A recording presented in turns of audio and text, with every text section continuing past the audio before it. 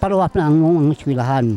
Pero kami lang sa Galili, pagbuhat sa eskwelahan sa Buhal. Usa lamang si Tatay Antonio sa nakigduyog sa natigayong Walk for Peace kagahapon. Kung diin, kini ang rason sa ilang pagkanaog gikan sa bukid.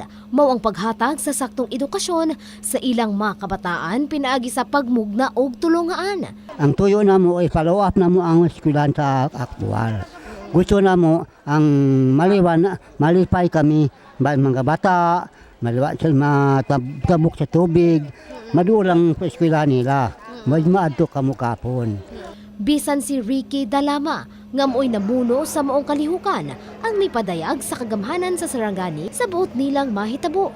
Kung diin, usa-usa ni ining gisaysay ang ilang panginahanglanon. Una nga gipangayo na mong project, eskwelahan.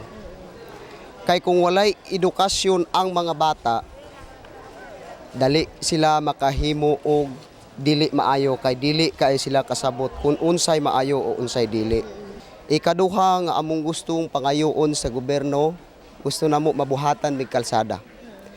Ang rason nga gusto namo nga may kalsada para ang among produkto dali ang pagpagawas. Dakog gasto, gamay income kay tungod sa kalisod sa maong lugar. Human sa ilang gihimong Walk for Peace, malaumon ang 98 ka individual nga nakigduyog niini nga sa mas daling panahon mahatagan na kinig tubag sa kagamhanan apan sa pagkakaron plano na sa mga niini nga mobalik sa nagkadayang sityo aron sa pag-atiman sa pagbalik sa ilang nahibiling trabaho. Di nasutang 5 na sila kaadlaw nga nagpabilin sa usa ka barangay gym sa Malapatan, Sarangani Province.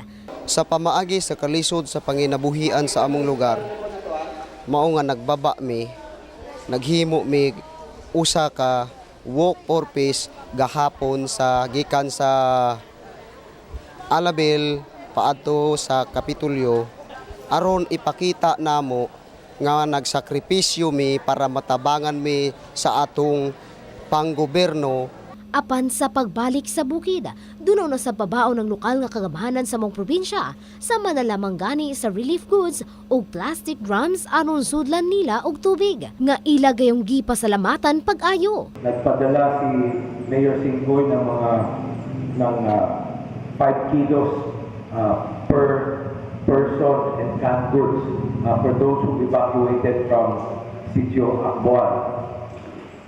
Magpapadala po kami ng corn seeds with abono which will be taken up by the engineering battalion while they're going to go finish the school. Faith Dandoy, Brigada News.